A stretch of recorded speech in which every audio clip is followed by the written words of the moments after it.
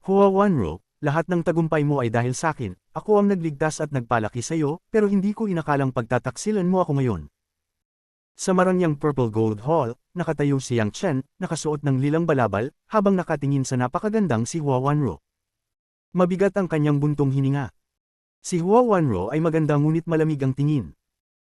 Tama, tinulungan mo ako, pero bakit kailangan ba kitang pasalamatan habang buhay? Yang Chen, isa ka lang prodigy, hindi ka makakapag-cultivate kahit kailan, isa kang inutil, at simula ngayon, wala ka ng silbi sakin, kunin ko lahat ng yaman mo, pagkatapos, mamatay ka na. Pag-iglap ng kamay niya, nagliwanag ang buong hall, at namatay si Yang Chen na puno ng galit. Ang isang beses na pinakamagaling na alchemist ng henerasyon, ay bumagsak. Pagkabuhay muli. North Mountain County, Great Wilderness. Pamilya Yang. Sa isang lumang silid, umiiyak ang dalawang babae. Hawak ng nakatatandang kapatid na si Yang Kaiday ang malamig na katawan ng kapatid niyang si Yang Chen, na tila bagong patay. Ang kapatid ko ay pinilit magpakamatay ng mga hayop na Wang, hindi ko sila patatawarin, sigaw ni Kaiday. Pero hindi niya napansin, gumalaw ang daliri ng patay na si Yang Chen. Nagising siya sa loob ng bagong katawan. Hindi ba, patay na ako? Naalala niya ang nakaraang buhay, ang pinakamagaling na alchemist sa buong Imperial Domain, pinagtaksilan ng babaeng pinalaki niya. Ngayon, nabuhay siyang muli sa katawang 13 taong gulang na batang Yang Chen ng North Mountain County, isang batang walang talento, mahina ang loob, at nagpakamatay dahil natalo sa pastahan. Pareho pa rin ang pangalan namin, ito pala ang kapalit ng muling buhay ko. Habang iniisip niya ito, nakaramdam siya ng hirap huminga, napagtanto niyang nakadikit ang malaking dibdib ng kapatid niya sa mukha niya. Namula siya habang sinusubukang huminga. Galit na galit si Kaiday, handang sugurin ang pamilyang Wang. Kung walang mang-aaway sa kanila, ako mismo ang gagantay para sa kapatid ko. Pinipigilan siya ng katulong. Ngunit patuloy ang pag-iinit ng ulo ni Kaiday. Dahil hindi makahinga, napilitan si Yang Chen na sumigaw. At doon nagulat si Kaiday, ang kapatid niyang akala niyang patay, biglang gumalaw. Yang Chen, ayos ka lang ba? Huwag mo kaming takutin, sabi ni Yang Kaiday, na halos maiyak sa pag-aalala. Pagmulat niya, sumagot si Yang Chen, ate, ayos lang ako. Young Master, totoo bang okay na kayo? Masayang tanong ng kasambahay na si Mingyu. Hinawakan ni Yang Kaiday ang kamay ni Yang Chen. Huwag mo nang ulitin ang pagsuko. Kung gusto mong maglabas ng galit, lalabanan ko ang Wang family para sa'yo. No, ate. Huwag, natakot si Yang Chen. Naalala niya ang mga alaala ng dating Yang Chen. Si Yang Kaiday, 18 taong gulang, 5 taon na mas matanda sa kanya, ay kilala sa 100 Clans, isang maganda pero mabangis na dalaga. Matapang, matigas ang ulo, at protektado niya ang kapatid ng higit sa lahat. Noong bata pa sila, nang kagatin ng black-haired wolf si Yang Chen, sinugod ni Kaiday ang Sun family dala ang kutsilyo. Pinigilan lang siya ng mga nakatatanda. Ilang taon nang lumipas, pinatay pa rin niya ang lobo at iniwan ang sulat na, bawal saktan ng kapatid ko. Yang Kaiday. Dahil dito, palagi silang ginulo ng Sun family. Alam ni Yang Chen na kaya siyang tapatan ng ate niya kahit ang makapangyarihang Wang family. Sige ate, gusto ko lang mapag-isa, sabi ni Yang Chen. Kung susuko ka ulit, paano kami mabubuhay? Bulong ni Kaiday. Ngumiti si Yang Chen. Hindi ko na uulitin. Ayokong nasasaktan kayo. Umalis si Yang Kaiday at Mingyu. Si Mingyu ay kasambahay ni Kaiday at nakatakdang maging kinakasama ni Yang Chen balang araw, masunurin at tapat sa kanilang dalawa. Pagkaalis nila, huminga ng malalim si Yang Chen at inalala ang nakaraan, sa dati niyang buhay, siya ay dakilang alchemist, pero mahina sa martial arts, kaya siyang pinatay ni Hua Wanro kahit siya mismo ang nagpalakas dito. Ngayon, nabigyan siya ng bagong katawan, ang dating Yang Chen ay may talento pero pinabayaan ang sarili. Ngayon, gagamitin niya ang katawang ito at ang karanasan niya bilang tagapag-nurture ng mga Tiankai, genius. Hua Wanro, bulong niya, ako ang nagpalakas sa iyo. Kung kaya kong gawing malakas ang iba, kaya ko ring palakasin ang sarili ko. Bilang isang alchemy genius, marami siyang nalikhang makapangyarihang pill formulas, pero walang martial arts upang ipagtanggol ang sarili. Pero ngayon, sabi niya, puno ng determinasyon, muling nabuhay ako. Sa pagkakataong ito, magiging pinakamalakas ako sa alchemy at sa martial arts. Bago pa ang kanyang muling pagkabuhay, hindi makapagkultibo si Yang Chen ng martial arts, pero mahilig siyang tumuklas at magpalaki ng mga henyo. Bukod sa pagiging isang pambihirang alchemist, tinawag din siyang Bole, tanda ng kanyang pagmamahal sa martial arts. Ngayon na kayanan niyang mag-cultivate, nakita niya ang pagkakataong baguhin ang madilim niyang kapalaran. Pinag-isipan niya ang kanyang magiging landas at pinaalalahanan ang sarili na huwag magpadalos-dalos. Sa ngayon, isa pa rin siyang itinuring na walang kwentang anak ng pamilyang Yang. Tumayo si Yang Chen, nag-ayos ng damit, lumabas, at sinabi, "Nungyo, samahan mo akong maglakad." Nagulat si Gu Nungyo pero sumunod. Tanggap na niya na balang araw ay magiging kinakasama siya ni Yang Chen. Ang tanging hangad niya ay matulungan itong magbago at tumigil sa pagwawaldas ng buhay. Habang naglalakad sila, may grupong lumapit. Si Yang Heng, isang batang marangal ng pamilyang Yang, ay agad siyang kinutya dahil sa pagkawala ng yaman ng kanyang ate at dahil muntik na umano siyang magpakamatay. Alam ni Yang Chen na matagal na siyang inaaway nito dahil gusto ni Yang Heng si Meng Yu, na paulit-ulit namang tumatanggi. Sinubukan muli ni Yang Heng, "Meng Yu, walang patutunguhan kung sasama ka kay Yang Chen, sumama ka na lang sa akin." Ngunit mariing sagot ni Meng Yu, "Si Young Master Yang Chen lang ang kinikilala ko." Inilagay siya ni Yang Chen sa likod niya, ikinagulat ng lahat. Mas lalo siyang kinutya ni Yang Heng, lalo na tungkol sa pagkabigo niya sa alchemy laban sa pamilyang Wang. "Kalma lang," na sagot ni Yang Chen, "kung mahina ang alchemy ko, magtagisan tayo." Nagtawanan ang mga alalay ni Yang Heng. Nasa tier isang middle stage na si Yang Heng, pero para sa nakaraang buhay ni Yang Chen, mababa lang yun. Dinugtungan pa ni Yang Chen, "Magpusta tayo, kung wala tayong pusta, walang saysay ang laban." Nang asarin siya, tinanong ni Yang Heng kung magkano ang pusta. 300 spirit stones, mabilis na sagot ni Yang Chen. Nanlaki ang mata ng lahat. Huling beses siyang tumaya ng 300 spirit stones laban sa Wang family, nalugi siya at halos maubos ang yaman ng kanyang ate. Nagdalawang isip si Yang Heng, pero dahil sigurado siyang matatalo si Yang Chen, pumayag din siya. Ngumiti si Yang Chen. Hindi na siya ang dating Yang Chen. Panahon na para bawiin ang lahat ng nawala. Ang pinakamalakas na kakayahan ni Yang Chen ay ang pag-aalchemy. Sa nakaraang buhay niya, siya ang pinakamatalinong alchemist, malayo ang galing kumpara sa iba. Para sa kanya, talunin ng isang unang uri na alchemist ay parang pambubuli lang sa bata. Ngayon, makikipagtagisan siya kay Yang Heng, na akala naman ay naghahanap lang siya ng gulo. Sinabi ni Yang Heng na susundin nila ang normal na patakaran, ang panalo ay base sa dami, kalidad, at itsura ng peel. Ang gagawin nilang peel ay ang pinakamadaling unang uri. Reverting Bone Peel. Pumayag agad si Yang Chen. Ang Reverting Bone Peel ay nakakatulong sa mga martial artists sa body refining realm para maging mas alerto. May 9 na antas ang body refining realm, hindi pa umaabot si Yang Chen sa unang antas, habang si Yang Heng ay nasa ikalawang antas na. Hiningi ni Yang Chen ang kanyang peel furnace, pero pinaalala ni Gu Nongyu na naipatalo na yun sa pamilyang Wang. Nagtawanan ang mga tao. Gumamit na lang si Yang Chen ng ordinaryong furnace, at sumunod si Yang Heng, sigurado pa rin na mananalo siya. Nang magsimula ang laban, mahinahong inilagay ni Yang Chen ang mga materyales sa furnace at sinindihan gamit ang fire control wood. Tinuwanan siya ng iba, iniisip na baguhan pa rin. Pero sa totoo, perpekto ang kontrol niya sa apoy at sa paghahalo ng mga materyales, mga kasanayang dala niya mula sa nakaraang buhay.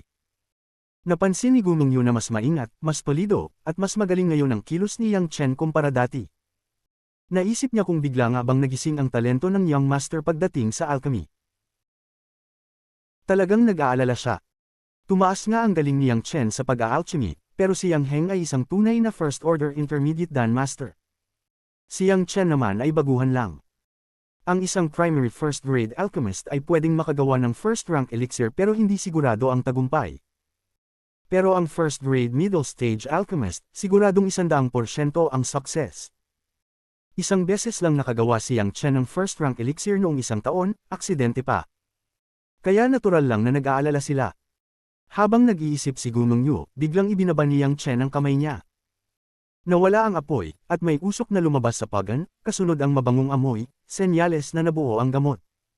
May elixir na. Maging ang alipin ni Yang Heng ay nabigla. Walang inaasahan na mas mabilis si Yang Chen matapos. Aba, minamaliit pa rin siya ng alipin, sinasabing daan-daang beses nang nagawa ni Yang Heng ang gamot na ito at kaya nitong gumawa ng 3 sa isang beses. Para sa kanya, walang kwente si Yang Chen. Napansin din ni Yang Heng at ngumiti ng malamig. Para sa kanya, walang halaga ang bilis. Kinabahan si Gu Nongyu at tinanong kung nagawa ba talaga ang gamot. Tumanggo si Yang Chen. Sinadya pa niyang magpigil para hindi halata ang tunay na galing niya. Maya-maya, sumigaw din si Yang Heng na tapos na siya at sobrang bilib sa sarili, akala niya panalo na. Inalo pa ni Gumeng Yu si Yang Chen, akala niya talo na ito. Pero natatawa lang si Yang Chen. Buksan mo ang pagan, sabi ni Yang Heng. Pagbuhos ng gamot, 3 piraso ang napunta kay Yang Heng. Tuwang-tuwa siya at nagyabang. Hiningi agad ang 300 spirit stones kay Yang Chen. Pero kalmado lang si Yang Chen at nagtanong, bakit sigurado kang panalo ka? Napatitig si Yang Heng, 4 ang nasa kamay ni Yang Chen. 4. Mas marami kaysa sa kanya. Nagpilit pang magsalita ang alipin na dapat ang kalidad ang basihan. Pero hinamon sila ni Yang Chen na tingnan ng mabuti. Sa katotohanan, mas maganda pa ang kalidad ng pil ni Yang Chen. Halos di makapaniwala si Gumeng Yu, namutla si Yang Heng. Nang masigurong walang tao sa paligid, nanggigilitong nagtanong kung paano nagawa ni Yang Chen iyon. Sagot ni Yang Chen, hindi ibig sabihin na tahimik ay mahina. Sinabi rin ni Yang Chen na kung ayaw mag-admit ng talo, pupunta sila sa Elder's Residence. Natakot si Yang Heng at sinabihan ng mga tauhan niya na manahimik. Sa huli, kahit labag sa loob, ibinigay niya ang 300 spirit stones at tinakat pa ang mga tauhan niya. Sobrang tuwa ni Gumeng Yu at dali-daling tumakbo para sabihin kay Yang Kaidai ang magandang balita. Hindi lang hindi natalo ang kanilang Young Master, kumita pa siya ngayon. Nagulat si Yang Kaidai at napahawak sa dibdib niya. Ano, nagpunta na naman si Yang Chen sa sugal. Tumango si Gumeng Yu. Oo. Napaupo si Kaidai sa kama. Magkano na naman ang nawala? 300, sagot ni Meng Yu. Napabuntong hininga si Kaidai.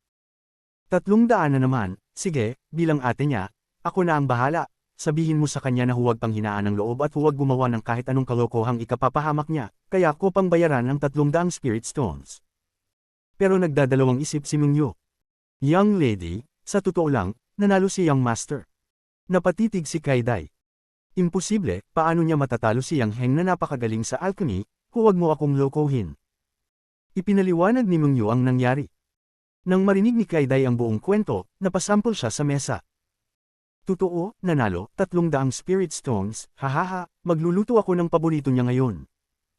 Pag-uwi ni Yang Chen sa tanghali, naamoy niya agad ang masarap na pagkain. Kahit may takot siya sa mga babae dahil sa nakaraan, hindi niya yun nararamdaman sa ate niyang si Yang Kaidai. Masaya siyang sinalubong ni Kaidai. Oy, nandito ka na, ginawa ko ang paborito mong braised goose. Kinuha ni Yang Chen ang 300 spirit stones. Ate, sayo na, ibinabalik ko lang yung pinambayad mo. Umiling si Kaidai. Kung anong meron ang ate mo, sayo na rin, hindi mo kailangan ibalik. Pagkatapos kumain, sinabi ni Yang Chen, ate, gusto kong mag-ensayo ng martial arts. Hindi pwede, agad na sagot ni Kaidai. Para sa kanya, delikado ang martial arts. Gusto lang niyang maging ligtas ang kapatid. Dahil sa sobrang pagprotekta niya, lumaki si Yang Chen na mahina at walang direksyon. Sabi ni Yang Chen, hindi mo ako kayang bantayan habang buhay, paano pag nagkapamilya ako? Natahimik si Kaidai. Pagkatapos mag-isip, bigla niyang sinabi, pag nagkadulugang edad ka sa loob ng 3 buwan, pakakasalan kita para maprotektahan kita habang buhay. Napahinto si Yang Chen. Hindi naman tunay na magkapatid ang dugo nila, pero alam niyang madalas magsalita ng kung ano-ano si Kaidai kapag emosyonal. Pero isang bagay ang malinaw, sobra ang pagmamahal at pag-aaruga nito sa kanya. Sabi niya ng matigas, ate, kahit ano pang sabihin mo, magpa-practice ako ng martial arts, lalaki ako, hindi ako magtatago sa likod ng babae. Umalis siya ng mariin. Napatitig lang sina Kaidai at Meng Yu habang papalayo siya. Mahina at hindi makapaniwalang sabi ni Kaidai, Meng Yu, mukhang naging tunay siyang lalaki kanina. Bumalik si Yang Chen sa kanyang silid para ayusin ang kanyang mga iniisip. Hindi niya tunay na kapatid si Yang Kaidai, ampun lang ito ng mga magulang ng katawan niya ngayon. Ang sarili niyang mga magulang ay nawala mahigit 10 taon na ang nakalipas matapos pumunta sa Great Wild 100 Clans. Wala nang nakabalita kung buhay pa sila. Dahil dito, lumaki siyang parang ulila kasama si Yang Kaidai, at naging alanganin ang katayuan nila sa loob ng pamilyang Yang. Kung hindi dahil sa talento ni Yang Kaidai, matagal na sanang pinalaya si Yang Chen. Sa loob ng 3 buwan, gaganapin ang coming-of-age ceremony ng pamilya. Ayon sa bagong patakaran, sinumang hindi umabot sa body refining first layer ay tatanggalin sa talaan ng pamilya, na parang pagpapatapon at pagputol ng lahat ng suporta. Ayaw ni Yang Chen na mapahiya ng ganoon. Napag-isipan niya, kailangan kong maabot ang body refining first layer. Marami siyang kaalaman mula sa nakaraang buhay niya, lalo na sa paghubog ng talento at sa alchemy, ngunit sa ngayon, wala siyang mapagkukunan ng kahit anong kagamitan o resources.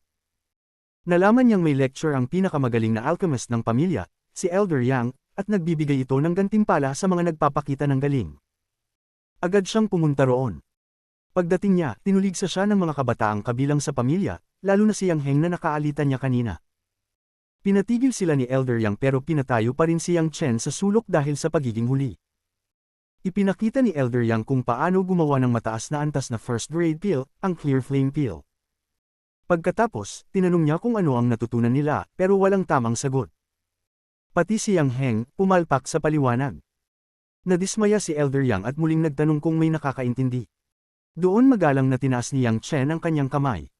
Second grandfather, may naintindihan po ako. Ang sinabi ni Yang Chen ay agad na nagpatawa sa lahat. Akala ng karamihan nagmamagaling lang siya. Sanay na sila, tuwing nagtatangka siyang magpakitang gilas, nauuwi siyang parang payaso. Umismit si Yang Heng at sinabi ng mariin, Yang Chen, leksyon ito ni Pangalawang Ginoo.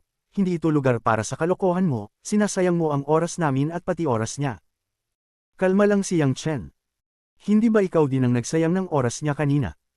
Aba, hindi kami katulad mo, singgal ni Yang Heng. Alam ng lahat na natalo ka ng 300 Spirit Stone sa pamilyang Wang, hindi ka pa ba sapat na napahiya? Tumaas ang kilay ni Yang Chen. Ganun ba, ibig bang sabihin gusto mo ring malaman ng lahat kung kanino ka natalo ng Spirit Stones? Nanlaki ang mata ni Yang Heng. Yang Chen, huwag mo akong sir-on. Wala pa nga akong sinasabi, bakit ka kinakabahan, nakangiting sagot ni Yang Chen. Yang Chen, kapal ng mukha mo, bulyo ni Yang Heng. Hindi ito pinansin ni Yang Chen. Kung gusto talaga siyang guluhin ni Yang Heng, handa siyang ibunyag kung paano nawala ang Spirit Stones nito. Doon na nagsalita si Pangalawang Ginoo Yang, malamig ang tono. Yang Chen, sobra nga ang sinabi ni Yang Heng, pero kung tsamba lang ang inaasahan mo, huwag ka nang mag-aksaya ng oras. Natural lang na mababa ang tingin niya kay Yang Chen. Sikat ang masamang reputasyon nito sa buong pamilya. Nagbigay galang si Yang Chen. Pangalawang Ginoo, napansin ko po kanina na inilagay niyo muna ang mga sangkap, saka kayo naghintay ng 1 minuto bago sindihan ng apoy. Sa minutong iyon, inayos niyo ang mga sangkap sa loob ng kaldero, para bang may mga partikular kayong pwesto para sa bawat isa. Ano na namang kalokohan yan, Yang Chen, singit ni Yang Heng. Anong kinalaman ng pag-aayos sa pag-aal? Tumahimik ka. Biglang nagalit si Pangalawang Ginoo Yang. Nakapako ang tingin niya kay Yang Chen, halatang nagulat. Magpatuloy ka, kayong lahat, manahimik. Isang kakaibang pangyayari, pero malinaw ang dahilan, tinamaan ni Yang Chen ang puntong matagal niyang gustong ipaintindi sa lahat. Nagpatuloy si Yang Chen. Mababaw lang po ang alam ko sa alchemy, pero napansin ko na pinapante niyo ang pinakamalakas na apoy sa gitna, ibig sabihin, ang mga sangkap na nasa gitna ang kailangan ng mataas na init, at ang nasa gilid mababang init lang, kaya kahit magkaibang hakbang ang pag-aayos at pagkontrol ng apoy, magkaugnay po sila.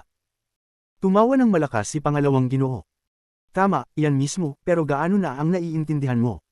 Nagkamot ng ulo si Yang Chen. Siguro kalahati po, kapag nag-demonstrate kayo ulit, baka maintindihan ko ng buo. Nagpapakumbaba lang siya. Totoo, naintindihan niya lahat sa unang tingin pa lang. Dati siyang kilalang henyo sa alchemy. Ang ganitong antas ay napakasimple para sa kanya. Ngunit kahit 50% lang ang sinabi niya, halos mabitawan ni Pangalawang Ginoo ang hininga niya sa gulat. Talaga ba, tanong nitong hindi makapaniwala. Mabilis na sumingit si Yang Heng, halatang naiinis. Hindi yan totoo, gusto lang niyang magpapansin. Kalma pa rin si Yang Chen. Kung tingin niyo nagsisinungaling ako, pwede niyo akong subukan. Napakamot si Yang Heng pero hindi nagpatalo. Pangalawang Ginoo, kahihiyan niyang si Yang Chen. Natalo ng Wang family, nawala ang Purple Furnace, halos magpakamatay pa. Paano tayo maniniwala sa walang kwentang yan? Biglang dumilim ang mukha ni Pangalawang Ginoo, ayaw niya sa ganitong pag-uugali. Tahimik si Yang Chen pero matatag.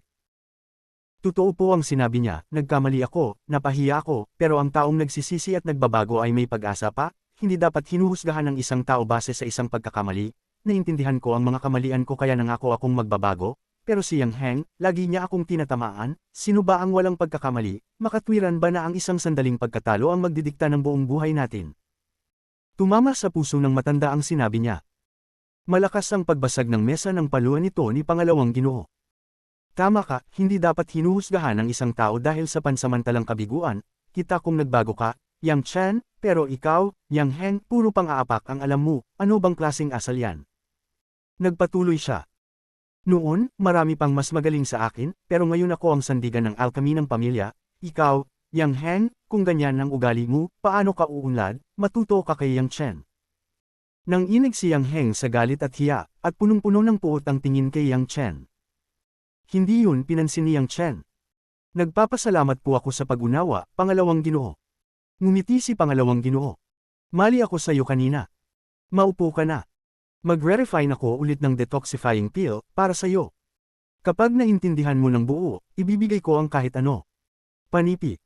Nagningning ang mata ni Yang Chen. Lahat ng kabataan sa pamilya ay gustong makuha ang pabor ng Pangalawang Ginoo, ngayon, siya mismo ang pinili. Nag-refine ulit si Pangalawang Ginoo, ngayon mas mabagal, para mas matutukan ni Yang Chen. Matapos ang kalahating oras, 3 detoxifying pills ang nabuo niya dahil sa sobrang saya. Tinanong niya, Yang Chen, gaano ang naintindihan mo? Tumayo si Yang Chen ng magalang. Sa palagay ko po, naintindihan ko na lahat. Aba, sige, ipaliwanag mo. Inisa-isa ni Yang Chen ang buong proseso, kasama ang sarili niyang pag-unawa. Hindi sobra-sobra, pero sapat para mapahanga. Lalong lumiwanag ang mukha ni Pangalawang Ginoo habang nakikinig.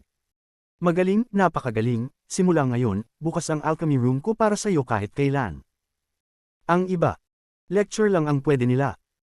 Pero ikaw, tuturuan kitang mag-isa. Sa matagal ng kulang sa tunay na henyo ang Great Wilderness, napakabihira ang tulad ni Yang Chen. Kung natuklasan lang sana ang talento niya noon pa. Pero hindi pa huli ang lahat. Ang nagbabalik na prodigal son ay higit pa sa ginto.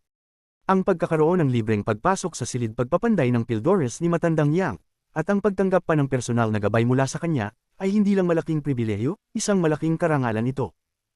Ibig sabihin nito, kinikilala ka at pinapaboran ka niya. Kung si Yang Chen ay makakuha ng pabor ni Matandang Yang bago ang kaarawan ng pagdadalaga, pagbibinata, kahit hindi pa siya umabot sa unang antas ng body refining realm, hindi mawawala ang kanyang rehistro sa pamilya. Ang isang taong pinahahalagahan ni Matandang Yang ay itinuturing na henyo sa alchemy. Sino ba namang Yang family ang magtatapon ng isang alchemist na may ganyang talento? Kaya para sa lahat, napakaswerte ni Yang Chen. At ang pinakagalit sa lahat, si Yang Heng. Palagi niyang iniisip na mas mataas siya kay Yang Chen sa alchemy at sa martial arts. Pero kahit ganoon, hindi pa rin siya pinapansin ni Gumengyo, bagay na matagal na niyang ikinaiinis. Kahit ganoon, may yabang pa rin siya, dati. Pero ngayon, wala na. Para kay Yang Heng, siya dapat ang karapat-dapat sa pabor ni Matandang Yang. Pero ngayon, si Yang Chen ang kinilala. Humph, alchemy lang naman yan, kahit si Matandang Yang ay hindi ganoon kaimportante sa Yang family, oo, magaling siya, at baka nakikita niya ang nakaraan niyang sarili kay Yang Chen, pero kung hindi naman makapag-martial arts si Yang Chen, isa pa rin siyang walang silbi, pag-aalo ni Yang Heng sa sarili. Hindi alam ni Yang Chen ang mga iniisip ng pinsan niya. Wala siyang oras para doon. Nang magsalita si Matandang Yang, mabilis siyang yumuko at nagsabi, maraming salamat, Lolo Ikalawa. Tumawa si Matandang Yang. Hindi mo na kailangang magpasalamat, nakukuha mo na ang teknik ko, pero kulang ka pa sa karanasan, sa susunod, bumalik ka pa rito at tuturuan pa kita. Sa talento mo, hindi magtatagal at makakapagpino ka na ng clear flame pill, kapag nagawa mo yun, magiging grade isang high-rank alchemist ka. Masayang-masaya si Yang Chen sa narinig. Pagkatapos ay sinabihan ni Matandang Yang ang lahat, tapos na ang klase, umuwi na kayo, Yang Chen, ikaw, manatili ka. Nang gagalaiti man si Yang Heng at ang iba pa, wala silang nagawa kundi sumunod. Walang gustong suwin si Matandang Yang. Nang mawala ang lahat, silang dalawa na lang ang nasa silid pagpapanday. Yang Chen, sabi ni Matandang Yang habang nakahawak sa likod ang mga kamay, nangako ako na bibigyan kita ng gantimpala at isang kahilingan, basta maintindihan mo ang teknik ko sa clear flame pill, sabihin mo, ano ang hiling mo. Hindi na nagpatumpik si Yang Chen. Lolo Ikalawa, nais ko pong humingi ng ilang materyales para makapag-ensayo sa bahay, kulang pa po ako sa karanasan sa ibang elixir. Tumawa si Matandang Yang. Maganda yan, ganyang kasipag dapat ang isang alchemist, hindi siya nag-alinlangan, alam niyang kailangan ng alchemist ng maraming materyales para magtagumpay. Pinapili niya si Yang Chen ng mga halamang espiritual, at natuwa si Yang Chen sa mga nakuha niya, hindi para sa alchemy, kundi para sa ibang layunin. Pag-uwi niya, handa na siya. Ang balak niyang gawin ay isang paraan ng paglinang na alam lamang ng malalakas na sekta, ang medicinal na paligon. Bago pa umabot sa body refining realm, mahalaga ang medicinal bath sa malalaking sekta. Sa lugar na tulad ng vast wilderness, imposibleng magkaroon nito, pero ang formula ko ay mas advanced pa kaysa sa kanila, bulong niya. Kaso, kulang ang mga halamang espiritual na meron sa lugar nila. Ngunit sapat na ang nakuha niya para magsimula. Ang body refining realm ay tungkol sa pagpapalakas ng katawan, ang pundasyon ng isang martial artist, at may 9 na antas ito.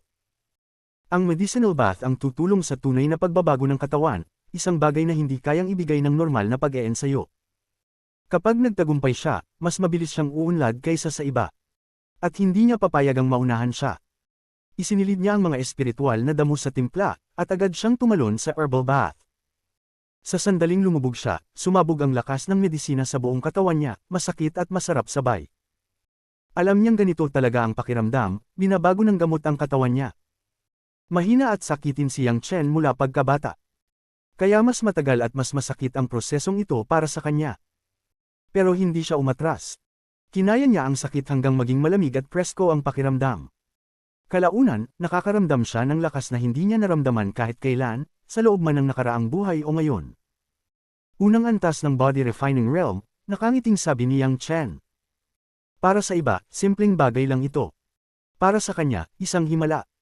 Noong nakaraan niyang buhay, hindi siya ipinanganak na may talento sa martial arts. Kahit anong subok niya, hindi niya nakamit ito. Ngayon, narating niya rin ang mundo ng martial arts. Sa wakas, makakapaglakbay din siya patungo sa pinakamataas na tugatog. Pagkatapos ng paligan, nagbihis siya at lumabas, at iniisip na ang susunod na hakbang. Pero biglang may ingay sa labas ng bakuran. Pagbukas niya ng pinto, nakita niya si Gumeng Yu na galit na galit. Zhou Wai, nagawa mo talagang ipagkanulo ang Young Master, Young Master, kailan po kayo lumabas? Ngumiti si Yang Chen. Ang lakas ng ingay ninyo, syempre narinig ko. Nanginginig sa galit si Gumeng Yu, nakatingin kay Zhou Wai. Young Master, ang traidor na yan. At doon nakita ni Yang Chen na magkasama si Yang Heng at si Zhou Wai, na nakayuko at mukhang alipin ni Yang Heng. Ngumisi si Zhou Wai. Gumeng Yu, ano ka ba, hindi lahat matigas ang ulo kagaya mo. Si Young Master Heng ang tunay na henyo ng Yang family. Lingkod ako ng Yang family, hindi lang ni Yang Chen, kung gusto kong umangat, dapat sa tamang tao ako kumampi. Galit na galit si Gumeng Yu. Hindi ganyan ang Young Master namin. Tumawa si Yang Heng. Yang Chen ay isang inutil na hindi marunong mag-martial arts, alam na yan ng buong pamilya, mali ba ako? Tahimik lang si Yang Chen, nakangiti pa. Hindi siya nagulat. Matagal na niyang napapansin ang pagtataksil ni Zhou Wai. Naisip niya rin kung paanong kumalat agad ang balita tungkol sa pagtatangka niyang magpakamatay noon, malinaw na si Zhou Wai ang nagsumbong kay Yang Heng. Hindi siya nagalit. Pero tandaan, pinakamagalit siya sa pagtataksil. At darating ang araw, ipapakita niya kay Zhou Wai kung gaano kalaking kamalian ang ginawa nito.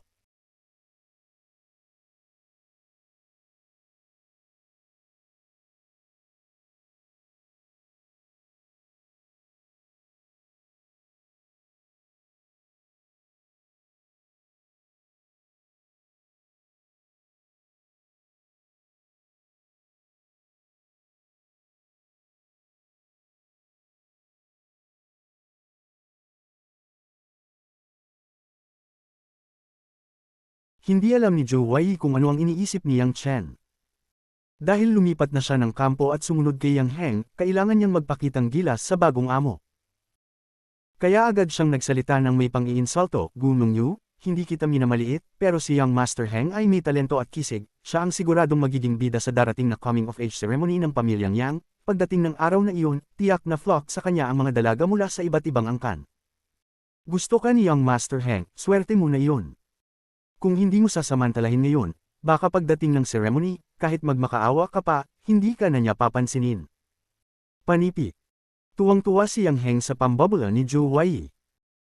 Dagdag pa niya, Meng Yu, kahit ayaw mo akong sundan, ano ba ang magiging kinabukasan ni Yang Chen, 13 na siya, pero ni hindi pa umaabot sa unang antas ng body refining realm, kapag bumagsak siya sa ceremony, ipapalaya siya sa pamilya, at pati ikaw, bilang kasambahay, mapapaalis din.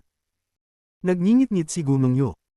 Yang Heng, huwag mong babastusin ang batang amo ko, nilooban kami ni Sister Kai Dai, at habang buhay kaming tapat kay Young Master Yang Chen, hindi ako magtataksil, kahit kailan. Lalo siyang tinuwanan ni Zhou Wai. Ang tigas ng ulo mo, Gumeng Yu. Sa wakas nagsalita si Yang Chen, tamad ang tono. Zhou Wei, kung gusto mong lumipat kay Yang Heng, lumipat ka, wala naman akong nawawala.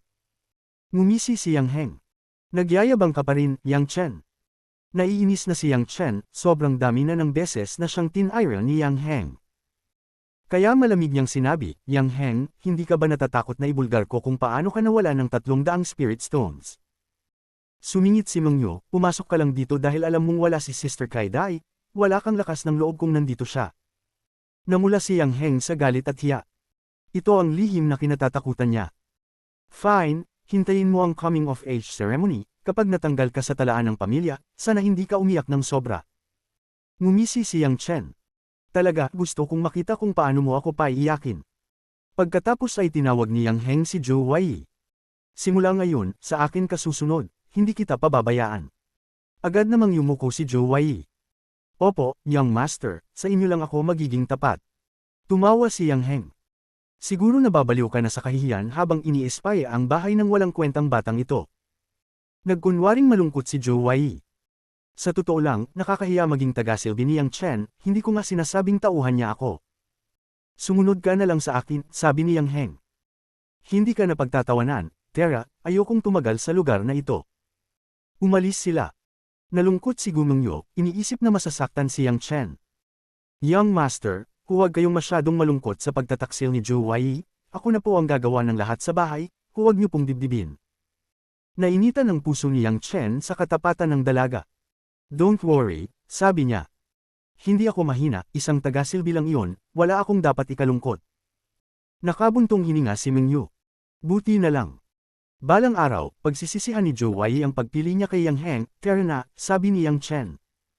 Saan po tayo, Young Master? Sa Li Family Commerce Group. Ang Great Wilderness ay liblib at halos walang tao. Pero kung may tao, may negosyo. Isa sa mga negosyong iyon ng Li Family Commerce Group. Gusto ni Yang Chen na kumuha ng sariling resources, hindi lang umaasa kay Elder Yang. Kaya pumunta siya sa kalapit na trading company. Kabado si Meng Yu sa loob pero kalmado si Yang Chen. Welcome po, bati ng tauhan. Naglibot si Yang Chen pero wala siyang nakita na kailangan niya, hanggang sa may makita siyang pulang prutas na parang nagliliyab. Fire red fruit. Hindi ito bihira noong nakaraang buhay niya. Kailangan ito para gumawa ng gravity peel. Isang elixir na siya mismo ang nakaimbento. Kaya nitong dagdagan ng 300 G ng lakas ng body refining martial artists, isang buong antas kaagad. Sakto, sabi ni Yang Chen. Kailangan ko ito.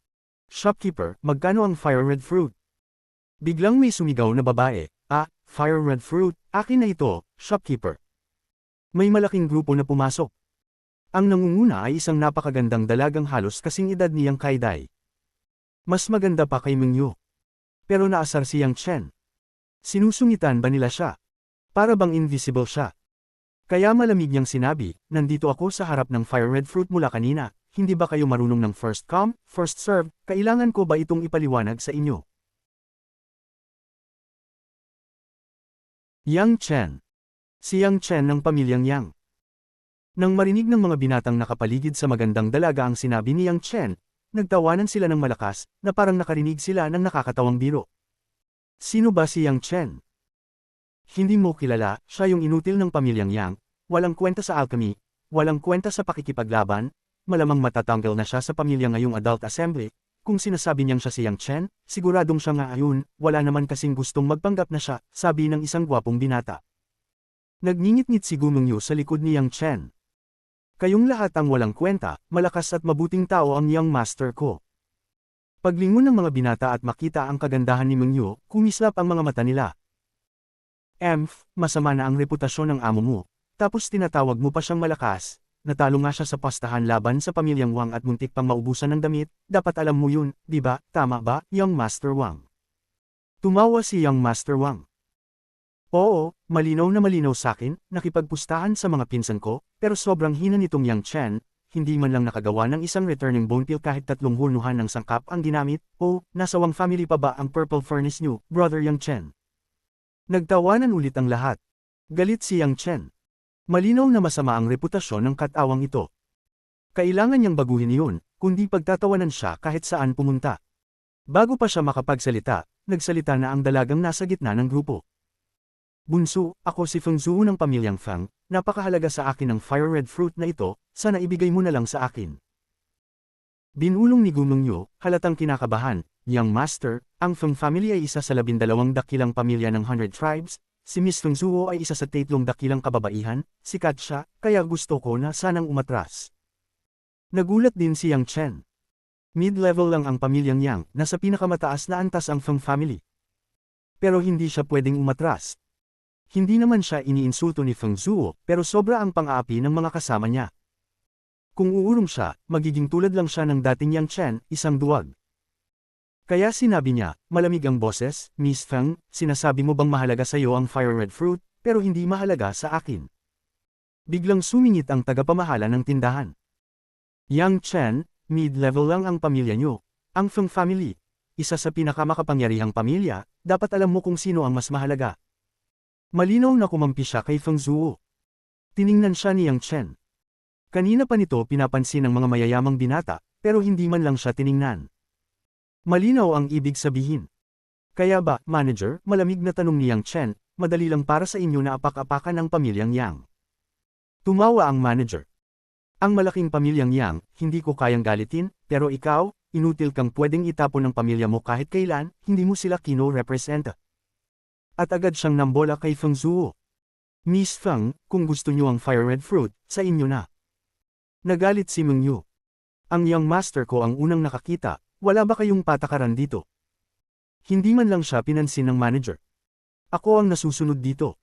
Nakahinga ng maluwag si Feng Zhuo nang maabot sa kanya ang prutas. Ngunit nang makita niyang inaapi si Yang Chen, napabuntong hininga siya.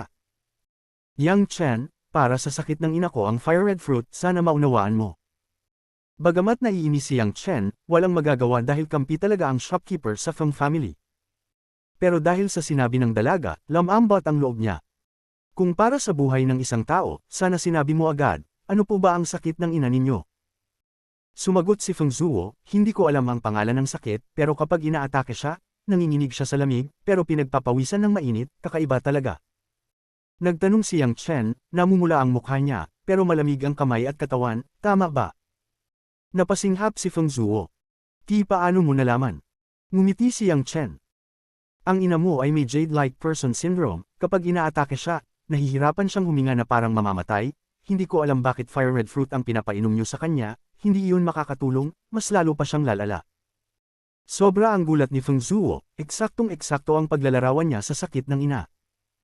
Hindi makakabuti ang fire red fruit, tanong niya, nanginginig. Agad kumontra ang mga binatang kasama niya. Nagsisinungaling siya, inutil yan. Sumabay ang shopkeeper. Miss Zhuo, walang alam yan, napakahina ng alchemy niya, natalo pa siya sa Wang family. Hindi na pinatulan ni Yang Chen. Maniwala kayo o hindi, wala akong pakialam. Manager, bahala kayo kung kanino nyo ibibigay ang prutas, ninyo, alis na tayo. Umalis siya. Pero biglang tumawag si Feng Zhuo, sandali, brother Yang Chen. Lumingon siya. May kailangan pa ba kayo, Miss Feng? Halatang kinakabahan ng dalaga. Totoo ba nakakasama ang fire red fruit sa ina ko? Tinugon siya ni Yang Chen, isipin mo, ilang beses mo na siyang pinainom, gumaling ba siya kahit minsan? Nang inig ang balikat ni Feng Zhuo. Mabilis niyang tanong, puno ng pag-asa, kung ganoon, may paraan ka bang gamutin siya? Ayaw sanang magpakita ni Yang Chen ng tunay niyang kakayahan, pero nakita niya ang tapat na pag-aalala ng dalaga. Kaya sinabi niya, hindi ako makakapangakong gagaling siya, pero kung makikita ko siya, baka may maisip akong paraan, basta tandaan mo, hindi fire red fruit ang gamot sa jade-like person syndrome. Para kay Yang Chen, hindi malaking problema ang jade person syndrome, pero ayaw niyang magsalita ng sobrang kumpiyansa. Kahit ganoon, sobrang kinakabahan na si Zhao Xiaowen, ang tagapamahala ng tindahan. Pinipilit niyang purihin si Feng Zhuo at insultuhan si Yang Chen para lamang makipag-ugnayan kay Feng Zhuo. Sino ba si Feng Zhuo? Isa sa pinakamahuhusay na talento ng pamilyang Feng, isa sa 3 gintong hairpin, at siguradong magiging mataas na pinuno ng kanilang angkan. Para sa isang maliit na tagapamahala tulad niya, malaking oportunidad iyon. Kahit tinatawag siyang tagapamahala ng Li Family Commerce Group, sa totoo lang, parang aso lang siyang bantay na hindi naman tunay na miyembro ng pamilya. Pero imbes na mapalapit kay Feng Zhuo, na-offend pa niya si Yang Chen, at si Yang Chen pa ang pinagkatiwalaan ni Feng Zhuo. Dahil kinakabahan, bigla siyang sumigaw, Miss Feng, huwag kang maniwala kay Yang Chen, kilala siyang walang patutunguhan, puro kalokohan, pagsisisihan mo yan. Akala ni Feng Zhuo na nag-aalala lang siya, pero nang marinig ang salitang, pagsisihan, nagalit siya. Mariin niyang sinabi, Shopkeeper Zhao, kaya kung magdesisyon ng mag-isa, hindi mo kailangang makialam, magpakilala ka naman. Napatahimik ang iba pang manliligaw niya.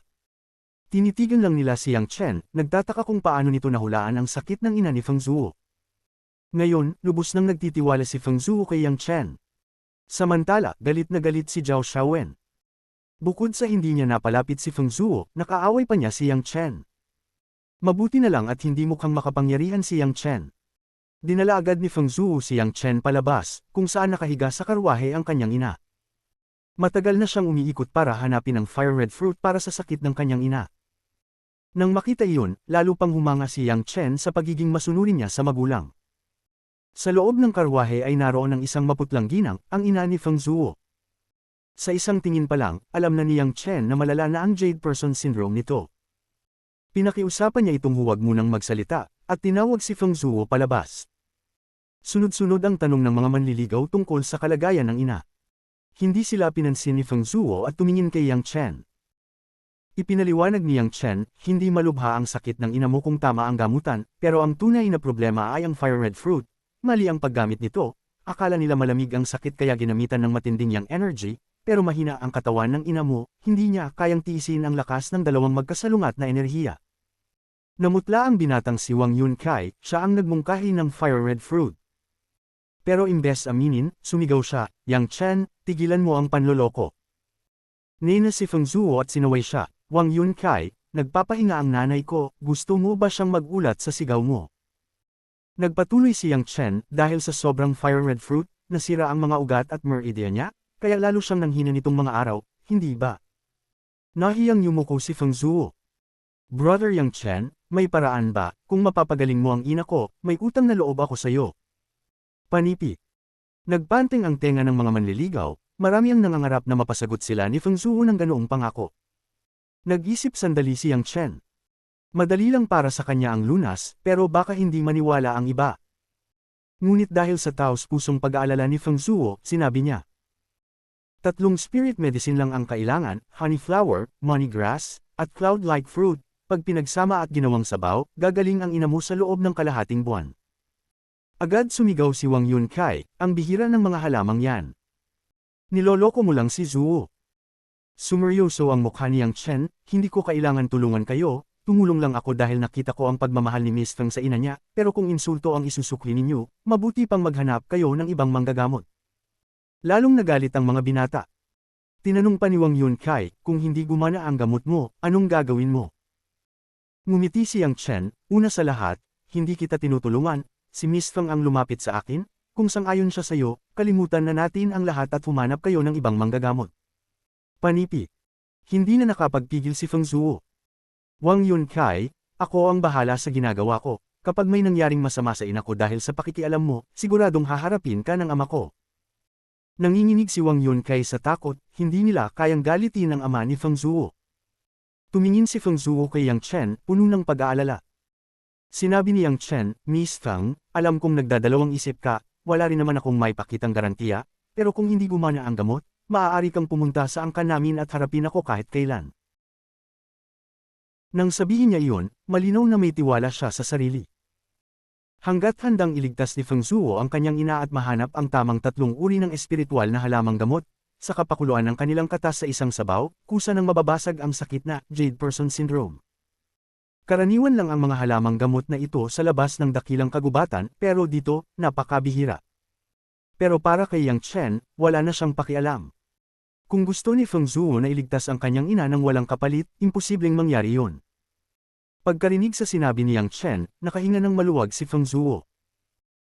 Bahagyang bamuka ang kanyang mapupulang labi at malambing na nagsabi, kung ganyan ang katiyakan mo, maliit na kapatid na Yang Chen, kampante na ako, kapag gumaling talaga ang aking ina, taos-puso kitang papasalamatan at hihingi ng tawad sa naging paglapastangan ko kanina. Senyoritang Feng, hindi mo na kailangang maging magalang, nakita ko ang pagiging masunurin at maalaga mo sa iyong ina. Sapat na ang sinseridad mo, hindi ko matanggap ang paghingi mo ng tawad, pero kung pwede, gusto kong yung mga taong nasa likod mo ang mag-sorry sa akin isa-isa. Kung talagang iginagalang kanila, hindi naman dapat sila tutol sa simpleng paghingi ng tawad, di ba? Kalmado ngunit may bigat ang boses ni Yang Chen, habang tinitignan ng grupo sa likod ni Feng Zhuo. Napasubo ang mga tagahanga ni Feng Zhuo. Kung gagaling ang ina ni Feng Zhuo at mapipilitin silang mag-sorry, hindi ba't kaiyahiya iyon? Nil-8 nila si Yang Chen, tapos ngayon sila pa ang hihingi ng dispensa. Nakakatawa. Pero kung hindi sila mag-so-sorry, hindi ba nila pinapatunayan lang na tama si Yang Chen, na hindi nila tunay na iginagalang si Feng Zhuo? Lahat sila manliligaw ni Zhuo, paano nila hahayaang isipin niya iyon? Mas matanda ng 4 o 5 taon si Feng Zhuo kaysa kay Yang Chen, kaya mabilis niyang naintindihan ang pahiwatig nito, bahagyang paghihiganti. Tumawa lang siya ng malumanay, at dahil maganda ang tawa niyang iyon, lalo itong kumirot sa puso ng lahat ng lalaki roon. Kailangan aminin ni Yang Chen na maganda talaga si Feng Zhuo. Kung ikukumpara kay Gu Mengyu, mas malaya at mas matapang ang personalidad ni Zhuo. Yang Chen, sana totoo talaga ang sinabi mo. Kapag hindi gumaling o lumala pa ang kondisyon ng tiyahin ko, pananagutin kita, matigas na sabi ni Wang Yunkai, na ayaw pa ring mag-sorry. Ay ganun, ibig sabihin, umaasa ka talagang hindi gagaling si Ginang Feng, tamad pero matalim ang sagot ni Yang Chen.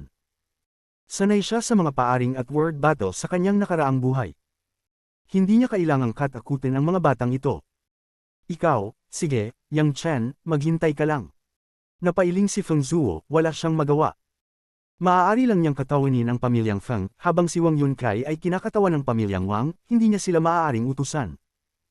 Kaya sinabi na lamang niya, maliit na kapatid na Yang Chen, kritikal na ang lagay ni Mother, kailangan ko nang umalis. Sige, Miss Feng, ingat ka, magalang na sagot ni Yang Chen. Yang Chen, umaasa akong tama ka. Mag-ingat ka. Sunod-sunod na binitawan ng iba't ibang tao ang mga banta. Hindi ito pinansin ni Yang Chen at nagkibit balikat. Paglingon niya, nakita niyang mahigpit na hawak ni Gu Mengyu ang manggas niya, parang takot na mabubugbog siya. Nang makaalis ang grupo, saka lamang huminga ng maluwag si Mengyu. Young Master, kayo. Sa totoo lang, ramdam niyang malaki ang pinagbago ni Yang Chen. Dati, hindi man lang ito sumasagot kapag nilali ng maraming tao. Isang beses lang siyang lumaban sa pamilya Wang, at dahil doon, nawala ang Purple Elegance Dan Furnace ng kanilang pamilya. Pero ngayon, nakipagtagisan siya ng salita sa kung ilang tao, at malinaw na hindi na siya dati. Sa kabila nito, para kay Mengyu, nag-iisa lang si Yang Chen, samantalang ang mga kalaban niya, grupo-grupo. Minsan nga gusto niyang tulungan ito magsalita, pero hindi niya alam kung paano. Kami ngayon, saan po tayo pupunta? Tanong niya. Kukunin pa natin ang Fire Red Fruit, dahil sumuko na si Feng Zhuo, atin na ito. Sagot ni Yang Chen at naglakad pabalik sa Chamber of Commerce. Nang makita niyang naroon pa rin ang prutas, natuwa siya. Kinuha niya ito at diretsyong nagtanong, "Shopkeeper, magkano ang Fire Red Fruit na ito?" May galit si Zhao Xiaowen kay Yang Chen. At ngayong hindi kukunin ni Feng Zhuo ang prutas at bumalik si Yang Chen, lalo siyang ninis. Sa isip niya, kung hindi dahil kay Yang Chen, siguradong nagkaroon na siya ng koneksyon kay Feng Zhuo. Hindi niya alam na kahit wala si Yang Chen, hindi siya magkakaroon ng tsansa. Atin na ito, malamig na sagot ni Zhao Xiaowen. Anong ibig mong sabihin? Lumalim ang tingin ni Yang Chen. Hindi ba malinaw, simple lang, pwedeng ibenta ang Fire Red Fruit sa iba, pero sa'yo, Yang Chen, hindi ko ibebenta. Nang makitang mag-uumpisa na naman ang gulo, sumingit si Gu Mengyu, ganito ba ang paraan ng pangangalakal ng Li Family Commerce Group? Ha, ako ang in charge dito. Kung sabihin kong hindi ibebenta, anong magagawa mo? Pangungutya ni Zhao Xiaowen. Tumitig si Yang Chen sa kanya. Alam niyang paghihiganti lang ito. Ngumisi siya. Hindi ibebenta, sige, akala ko pa naman may balak pa akong gumawa ng maraming transaksyon sa Li Family Commerce Group, pero kung ganyan ka, wag na, Mengyu, alis na tayo. Sandali lamang, batang kaibigan, biglang lumabas ang isang matandang boses mula sa loob. Maging si Zhao Xiaowen ay napatigil, kilala niya ang boses na iyon. Isa iyon sa matatandang pinuno ng Li family. Elder, mabilis niyang paggalang. Lumabas ang dalawang puting buhok na nakatatanda. Mukhang ordinaryo, pero ang presensya nila ay nakakapanginig. Sa isang tingin pa lang, alam na ni Yang Chen, mga Spirit Martial Realm experts ang dalawang iyon, higit pa sa Body Refining Realm. Sa antas na iyon, daang ulit na mas malakas ang isang tao, at halos bawat malaking tribo ay may ilang ganitong matatandang bantay. Maging ang pamilya Yang, ang 12 dakilang tribo, at ang Lee Family Commerce Group ay siguradong may ganitong mga eksperto. Pero nakakagulat, pareho silang lumabas. Hindi makagalaw si Zhao Xiaowen, mas malaki pa ang paggalang niya sa dalawang ito kaysa kay Feng Zhuo. Kayang-kaya siyang patayin ng dalawang ito kung gugustuhin nila. Zhao Xiaowen, malamig na wika ng elder, mula kailan pa nagdedesisyon ng apelyidong Zhao kung ano ang ibinebenta ng Lee Family Commerce Group? Dapat bang palitan ang pangalan nito at gawing Zhao Commerce Group, o akala mo sapat na ang posisyon mo para magmay-ari ng produkto naming lahat? Hindi po, elder, nagkamali lang po ako. Gusto ko lang sana pataasin ang presyo dahil maraming nag-aagawan, palusot ni Zhao Xiaowen, kahit alam niyang walang maniniwala. Napakamot si Yang Chen at natatawang pinanood ang eksena. Kahanga-hanga rin ang kapalpakan ni Zhao Xiaowen sa pagdadahilan. Muli nagsalita ang elder, ang tungkol sa fire red fruit. Ako ang bahala, batang Yang Chen, regalo ko na sa iyo ang fire red fruit na ito, maaari ka bang pumasok sandali? Nag-ingat bigla si Yang Chen. Sa lakas ng dalawang ito, kayang-kaya siyang patayin tulad ng isang langgam. Alam niya ring hindi ipaglalaban siya ng pamilya Yang kung may mangyari sa kanya. Pero kung gusto talaga nila siyang patayin, magagawa nila iyon kanina pa. Kaya medyo kumalma siya. Karangalan ko po ang inimbitahan ng dalawang nakatatanda, Mingyu, maghintay ka muna sa labas. Iinom lamang ako ng kaunting alak kasama sila, kapag hindi ako lumabas makalipas ang 1 oras, umuwi ka na sa Yang family. Hindi na unawaan ni Mingyu ang kahulugan yun. Ang alam lang niya, mabait ang dalawa at nakangiting nakatingin kay Yang Chen. Opo, Young Master. Napabuntong hininga si Yang Chen. Masyado pang inosente si Gu Mingyu. Hindi niya alam na ang sinabi niya ay senyales ng babala, kung hindi siya lalabas makalipas ang 1 oras, ibig sabihin patay na siya. Sa ganitong paraan, masisiguro niyang ligtas si Mingyu at makakaalis. Dahil nasa loob na rin siya, pinakalma ni Yang Chen ang sarili at sumunod sa dalawang nakatatanda ng pamilyang Li papasok sa loob na silid bisita. Pag-upo nila, napansin ng dalawang matanda ang mahinahon at disente niyang kilos. May nakita sila kay Yang Chen na wala sa mga batang lalaki ng kanilang pamilya, kumbaga, may dating at respeto. Yang Chen, kaibigan, maupo ka, sabi ni Liu Yan. Magalang na tugon ni Yang Chen, mga nakatatanda, kayo po muna ang umupo, bilang nakababatang henerasyon, hindi ako pwedeng maupo ng kapantay ninyo. Sa mundo ng pakikidigma, malaking bagay ang paggalang sa mas malakas at mas matanda. At totoo naman, mas malakas at mas may karanasan ang dalawang matanda kaysa sa kanya, kahit sa nakaraan o kasalukuyan niyang buhay. Tuwang-tuwa si Liu Yan sa asal ni Yang Chen. Magaling, mahusay, ang sabi nila, mahina ka raw noon, pero hindi ko makita ang kahinaan na yon. Panipi. Iilan lang ang kabataang kayang humarap sa kanyang malabundok na presensya ng hindi nanginginig. Kaya mas napalapit sa loob niya si Yang Chen. Sana tao siya ng pamilyang Li, naisip niya. Yumuko si Yang Chen. Lahat nagkamali rin ako noon, pero hindi ko hahayaang maging hadlang ang pansamantalang pagkatalo. Tumawa si Liu Yan. Tama ka, ang tagumpay o pagkatalo ay panandalian lang. Medyo nakahinga ng maluwag si Yang Chen, mukhang wala silang masamang balak. Diretsong tanong ni Liu Yan, narinig kong gusto mong makipagnegosyo sa amin, anong klase ng negosyo iyon? Nagulat si Yang Chen, at natawa. Hindi niya inasahang sineseryoso pala nila. Ngunit bago niya sagutin, sinabi niya, mga nakatatanda, bago ang negosyo, maaari bang malaman ko muna kung bakit ninyo ako pinatawag? Ngumiti si Liu Yan. Sige, diretso na kami, nakita namin ang ginawa mo kanina at pinanood ka naming mabuti. Yang Chen, ikaw ba ay isang pill doctor? Napakunot ang noo ni Yang Chen, nakuha na pala nila ang kanyang lihim. Isa kasing napakabihirang propesyon ng pill doctor. Nagkunwari siyang nagtataka.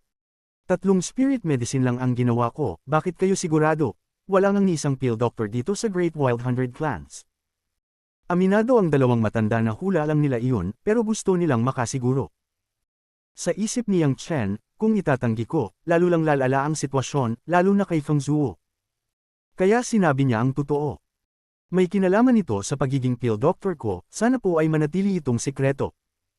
Nagningning agad ang mga mata ng dalawang elder. Nagpatuloy si Yang Chen, 1 taon na ang nakalipas nang makakuha ako ng isang sirang lumang aklat tungkol sa pill doctor techniques, malamang iniwan ito ng sinaunang pill doctor, inaral ko ito ng 1 taon, dahil doon, naubos ang lakas ko kaya natalo ako sa pamilyang Wang. Biglaan niyang imbento ang kwento pero tunog makatotohanan. At isa rin sa dahilan ng pagpunta ko rito ay makipagnegosyo tungkol sa pill doctor's introductory technique. Halos mapasigaw sa tuwa si Liu Yan.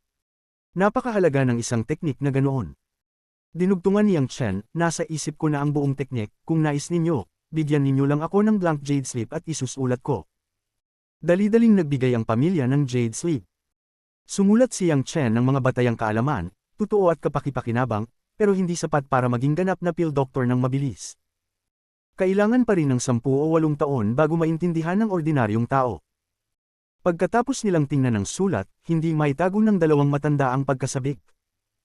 Ang mga sinabi mo ay tugma sa mga narinig ko noon mula sa tunay na pill doctor, sabi ni Liu Yan. Sa loob lamang ng 1 taon, nakaabot ka na sa ganitong antas, kakaiba ka, Yang Chen. At doon niya napagtanto. Mas mahalaga pa ang mismong pill doctor kaysa sa teknik. Kailangan niyang maging kaibigan si Yang Chen, kahit ano pa ang mangyari. Sa sandaling iyon, matapos pag-isipan ng mabuti, tinanggap ni Liu Yan ang pill doctor's introductory technique, at sinabi, dahil nagtitiwala sa akin ang batang si Yang Chen, hindi rin ako dapat maging kuripot, sinuri ko na ito, totoo nga, pero hindi ko alam kung ano ang gusto niyang kapalit. Ngumiti si Yang Chen. Kailangan ko lang ng ilang spiritual medicine, maraming uri, at malaki-laki rin ang dami, pero sigurado akong kaya ng Li Family Commerce Group na ihanda ang lahat. Hindi naman ako humihingi ng sobra, pero napakahalaga nitong teknik, at may pahintulot ako ng mga matatanda sa aming angkan para ipagpalit ito, sana maunawaan ninyo. Binanggit niya ang mga matatanda ng kanilang angkan para ipakita ang lakas ng Yang family. Tumawa si Liu Yan. Napakababa ng tingin mo sa sarili, batang Yang Chen, hindi man kami ang pinakamalakas sa Great Wilderness, kaya naming tugunan ang hiling mo at ng iyong angkan. Tumanggo si Yang Chen at isa-isang sinabi ang lahat ng kailangan niyang spiritual medicine. Pagkatapos ng listahan, napalakas ang hinga ni Liu Yan. Bihira at mamahalin ang lahat ng ito, pero kaya pa rin silang kunin ng Li family. Malinaw na handang-handa si Yang Chen. Napakamahal ng buong listahan, pero kahit ganun, hindi naisip ni Liu Yan na tumanggi. Maya-maya'y sinabi niyang diretso, ayos, lahat ng kailangan mo ay nasa Li Family Commerce Group, pero kailangan namin ng kaunting oras para ipunin ang lahat. Kung nagtitiwala ka sa amin, sa loob ng 7 araw, personal naming ihahatid sa angkan ninyo ang mga ito. Hindi natuwa si Yang Chen na hindi iyon ibibigay agad pero hindi niya pinakita. Maraming salamat, mga nakatatanda, pinagkakatiwalaan ko ang pangalan ng Li Family Commerce Group. Kung ganun, ayos na ang kasunduan natin, gusto mo bang mag-usap muna sandali, tanong ni Liu Yan. Umiling si Yang Chen. Pasensya na, pero naghihintay ang aking taga-silbi sa labas. Ayokong patagilan siya, alam na po. Hindi niya gustong manatili kasama ang 2 taong pwedeng pumatay sa kanya anumang oras. Hindi siya pinahirapan ni Liu Yan. Hahatid na kita. Maraming salamat. Pagkatapos makuha ang fire red fruit at ang pangakong ibibigay ng Li family ang mga resources, umalis si Yang Chen kasama si Gumeng Yu. Nang makaalis si Yang Chen, napaisip ng malalim si Liu Yan at ang 2 nakatatanda ng Li family. Kuya, sobra yata ang hiningi ng batang iyon. Napakaraming resources, hindi man tayo malulugi, pero malaki ang mawawala sa atin, sabi ni Liu Ren. Ngumiti si Liu Yan. Hindi ba't binigay niya sa atin ang pill doctor's introductory technique? Pero kuya, kahit mahalaga iyon, masyado siyang baguhan, ibinigay niya agad, hindi na natin kinailangang makipagtalo, reklamo ni Liu Ren. Para sa kanya, masyadong mataas ang pagtrato nila sa isang batang nasa unang layer lang ng body refining realm. Napabuntong hininga si Liu Yan. Hindi mo nakikita ang totoong punto, akala mo inosente siya, pero matalino siya. Sa tingin mo ba ibinigay niya ang kompletong teknik? Oo, ibinigay niya, pero malinaw na may tinago pa siya, hindi iyon buo, siguro 1/4 lang. Naglalakas loob siyang lokohin tayo. Hindi naman ganoon, pero hindi niya binigay ang buong nilalaman, at kahit ibigay niya pa ang buo, sa palagay mo ba matututuhan natin? Napakahirap maging pill doctor, kung madali lang, bakit walang kahit isang miyembro ng Yang family, maliban kay Yang Chen, ang natuto nito? Nakakagulat ba talagang ganoon kahirap? Tanong ni Liu Ren. Mas mahirap pa, sagot ni Liu Yan.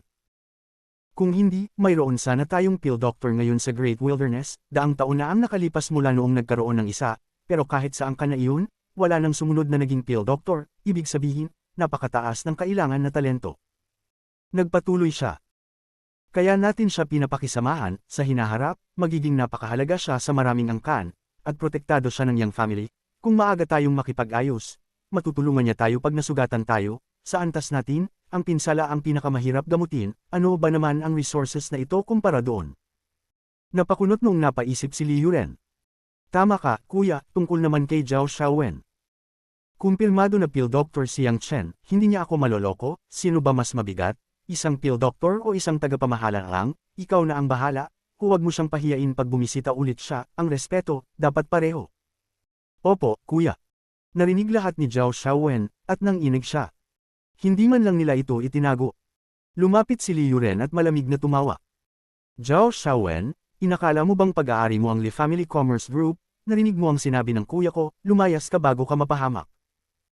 No, huwag naman, Elder, kailangan ko ang trabahong ito. Si Yang Chen ay walang kwenta lang, bakit ako palalayasin dahil sa kanya, ilang taon akong nagsumikap.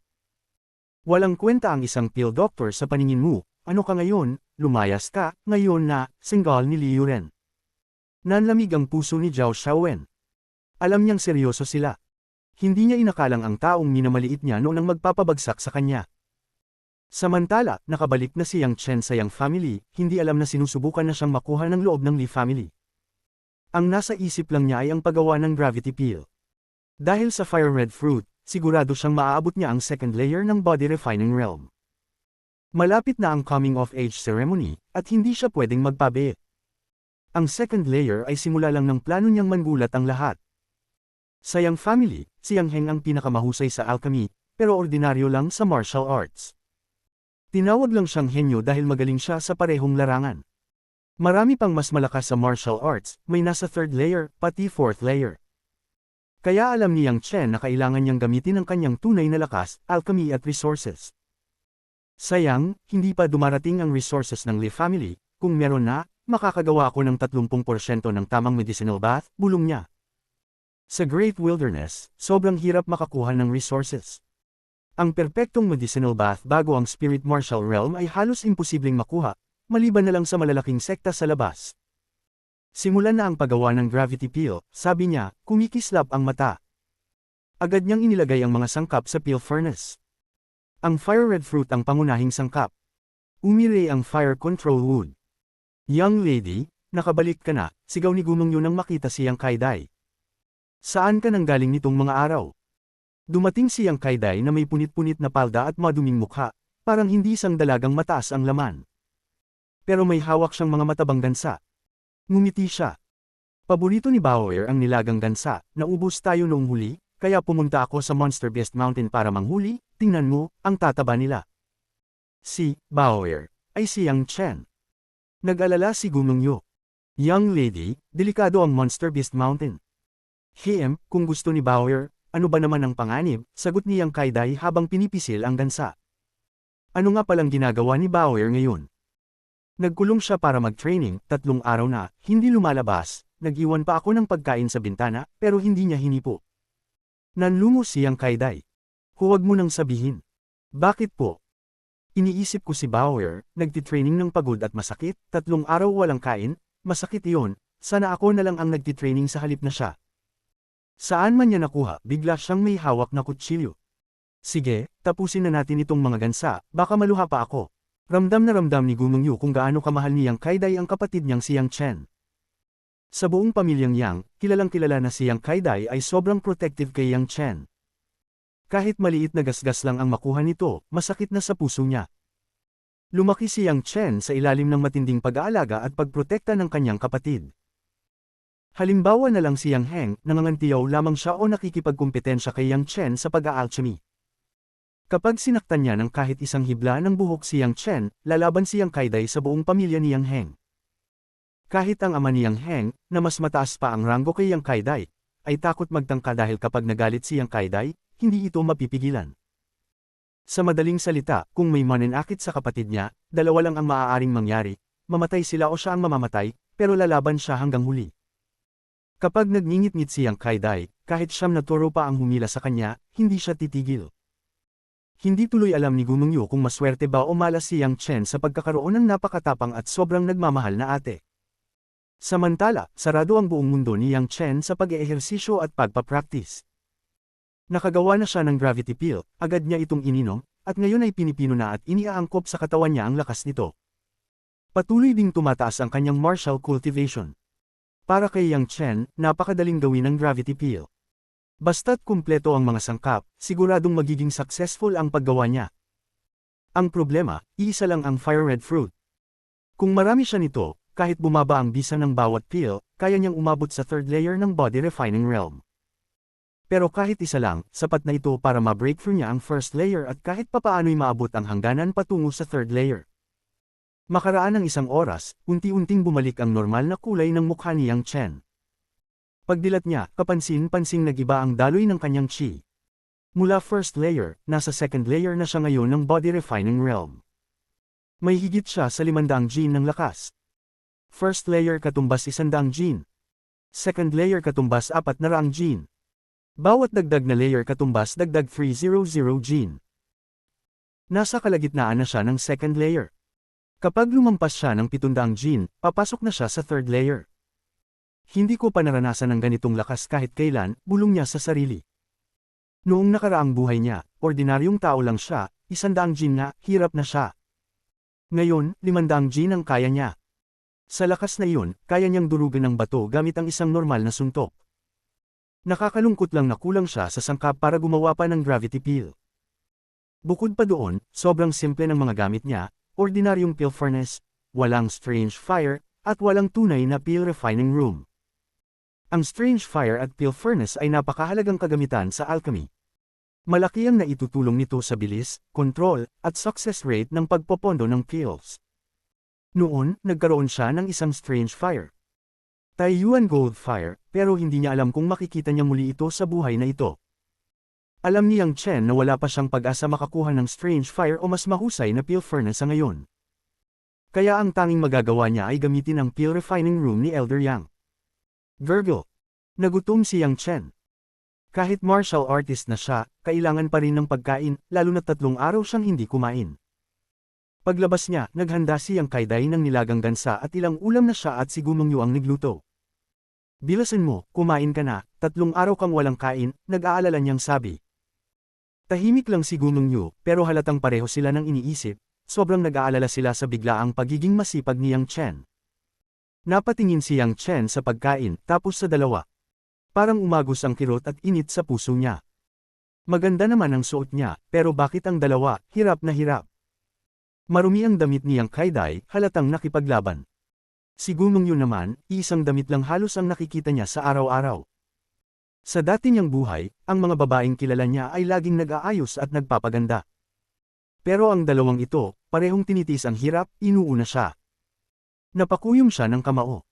Kung hindi niya kayang bigyan sila ng magandang buhay, para saan pa ang muling pagkabuhay niya? May plano na siya. Bigla siyang tinawag ni Yang Kaiday, Chen, may sasabihin si ate. Ano iyon? Pwede bang, itigil mo muna ang pagpapractice ng martial arts, 3 araw kang nakabukod, at hindi maganda ang itsura mo. Halatang masakit sa loob niya. Napabuntong hininga si Yang Chen. Ate, lagi mo akong pinipigilan, pero ikaw, hindi mo ba dinaanan ang hirap sa martial arts? Umiling si Yang Kaiday. Magkaiba tayo, bata pa lang ako, nagte-training na ako, ikaw, ngayon ka palang magsisimula, mahirap nang humabol sa mga kaedad mo. Ngumiti si Yang Chen. Hindi yan sigurado, ate. Ha, anong hindi sigurado? Sa 3 araw na yun, may nangyari sa cultivation ko. Hindi man tanga si Yang Kaiday, alam niyang may ibig sabihin si Yang Chen. May na-achieve ka, sa 3 araw. Alam niya kasing ang foundation ng martial arts ay mabagal. Ang mga batang nag-uumpisa sa edad 4 o 5, umaabot pa ng mga teenager bago makapasok sa first layer. Kung genius, makakaabot ng second layer. At kung maging spirit martial realm, madalas swerte at pagkakataon ang kailangan. Paano pa si Yang Chen, na 3 araw lang nagkulong? Tahimik pero kampante si Yang Chen. Ate, Meng Yu, sumama kayo sa bakuran. Pumunta sila sa courtyard kung saan may nakahilera na training stones, mula 50 jin hanggang 1500 jin. Testin jin natin ang lakas ko ngayon, sabi ni Yang Chen. Nag-aalala si Yang Kaiday, dahan-dahan lang, simulan mo sa 50 jin. Pero parang hindi niya narinig.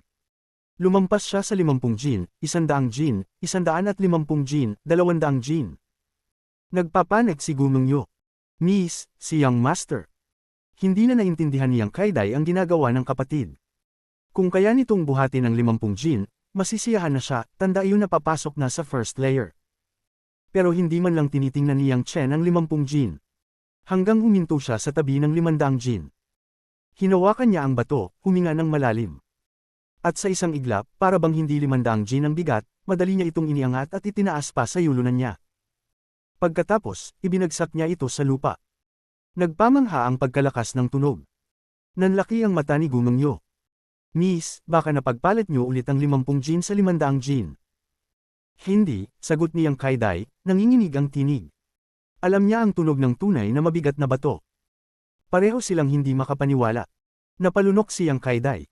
Ang kapatid ko, baka isa siyang tunay na genius. Ano ang ibig sabihin ng 500 Jin? Ibig sabihin nito ay naabot na niyang Chen ang body refining realm, second layer, at malapit na siyang umabot sa third layer. Para sa isang 13 anyos, hindi ito sobrang galing pero hindi rin pangit. Sa pamilya Yang, sapat ito para tawaging magaling pero hindi natatangi. Pero paano kung ang isang mahina ay biglang umabot sa second layer ng body refining realm sa loob lang ng 3 araw? Imposible yun para sa isang ordinaryong tao. Pero para sa isang henyo, pwede. Ang salitang henyo ay tunay na kahanga-hanga.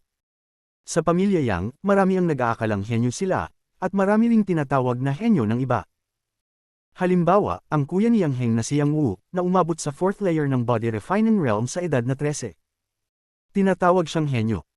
Pero kumpara sa tunay na mga prodigyong nakita na ng Great Wilderness, yung mga umaabot sa spirit martial realm sa edad na 18, malayo pa siya. Noon, hindi ba may nagkamit din ng ganoong bilis?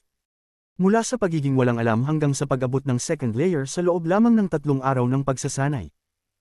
Hindi alam ni Yang Kaidai na matagal nang nagsasanay si Yang Chen. Akala niya 3 araw pa lang ito nagkukultivate. Sa totoo lang, hindi talaga 3 araw, pero hindi rin naman kalayuan. Paglingon ni Yang Chen, nakangiti niyang tinanong, "Ate, kamusta?" Hindi sumagot si Yang Kaidai, pero namuo ang luha sa kanyang mga mata. Niyakap niya ng mahigpit si Yang Chen at napaiyak, hindi na iniisip ang bawal na pagiging masyadong malapit ng lalaki at babae. Napakahigpit ng yakap niya na halos maubusan ng hangin si Yang Chen. "Mahal kong kapatid, kasalanan ko, kung alam ko lang na isa kang henyo, hindi sana kita pinigilan ng matagal." Panang boses niya ng pagsisisi. Ayaw niya kasing mahirapan si Yang Chen. Nagulat si Yang Chen sa biglaang emosyon niya, pero ngumiti rin siya kalaunan. "Ate, ayos lang, wala na yon. Huwag ka nang umiyak." Panipi. Pero lalo pa siyang umiyak. Hindi lang iyon dahil sa pagsisisi, kundi dahil sa mga taong taon niyang kinimkim na hirap at bigat sa buhay. Siya ang nagtaguyod ng pamilya ng mag-isa. Paano siya hindi mapapagod? Pero hindi niya ito maipakita noon. Ngayon, nang makita niya ang talento ni Yang Chen, tila bumukas ang pintuan ng kanyang mga sama ng loob, at hindi na niya mapigil ang umiyak. Pati si Gumengyo ay napapahid ng luha. "Henyo ang Young Master ko, henyo talaga," bulong-bulong niya. Pagkatapos nito, napaisip si Yang Chen kung tama bang ipinakita niya ang lakas niya. Dahil mula noon, nakatitig lang sa kanya si Gumengyo na parang nabighani. Pati lakad nito ay puno ng kumpiyansa. Pagkatapos niyang payapain si Yang Kaidai, nagpunta na siya sa matandang Yang, kasama si Gumengyo. Paglabas nila, hindi na inalis ng dalaga ang tingin niya kay Yang Chen at sumusunod na parang iniidolo siya. Paan ngayon ang kumpiyansa si Gumengyo. Tama man o mali ang sinabi noon ni Zhou Wei, may punto siya, nahihirapan ng mga lingkod ni Yang Chen noon na itaas ang ulo nila sa labas. Nahihiya silang sabihing sila'y lingkod ni Yang Chen dahil baka pagtawanan. Kahit hindi aminin ni Gumengyo, alam niyang may kaunti siyang pagkamababang loob noon. Pero ngayon, iba na ang lahat. Kahit hindi alam ng iba, para sa kanya, henyo ang kanyang Young Master. "Mengyu, magalang ka dapat kapag kinausap mo ang second master," paalala ni Yang Chen. "Huwag kang mag-alala, Young Master," ngumiti si Mengyu. Alam naman ni Yang Chen na marunong sa asal si Mengyu kahit bata pa. Kinailangan niyang puntahan ang matandang Yang. Kahit sa nakaraan niyang buhay ay isang pambihirang alchemist siya, sa buhay na ito ay isa pa rin siyang ordinaryong miyembro ng pamilya Yang. Kahit maganda ang ipinapakita niya ngayon, kailangan pa rin niyang magbigay galang sa nakatatanda. At mas maganda rin ang lugar ni Elder Yang para sa alchemy, kaya mas sabik siyang magsanay doon.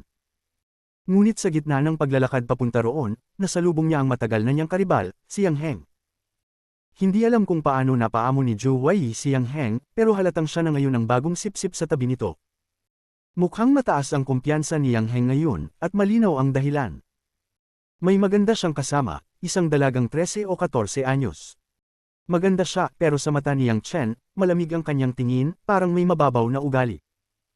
At batay sa kilos ni Yang Heng, mukhang todo ligaw ito sa dalaga, at mukhang tumatalab naman. Halatang hindi nasarado ang puso ng babae sa kanya. Hindi balak ni Yang Chen na patulan si Yang Heng. Plano lang niyang dumaan. Pero kahit gusto niyang umiwas, hindi naman ganun ang nasa isip ni Yang Heng. Nang makita ni Yang Chen si Yang Heng, nakita rin siya nito. Abala si Yang Heng sa pag-iisip kung paano niya maipapakita ang galing niya sa harap ni Sun Xiaomei. Nang makita niya si Yang Chen, bigla siyang nagkaroon ng ideya. Napakagandang pagkakataon para magpasikat, hindi ba? Pero alam ni Yang Heng na hindi siya pwedeng basta-bastang manggulo ng hayagan. Kailangan mukhang malaki ang puso. Kaya sumulyap siya kay Zhou Wei na agad namang nakakuha ng mensahe. Magaling magbasa ng taong si Zhou Wei, kaya nga niya naitaboy si Xiao Hui at naging pinagkakatiwalaan ni Yang Heng.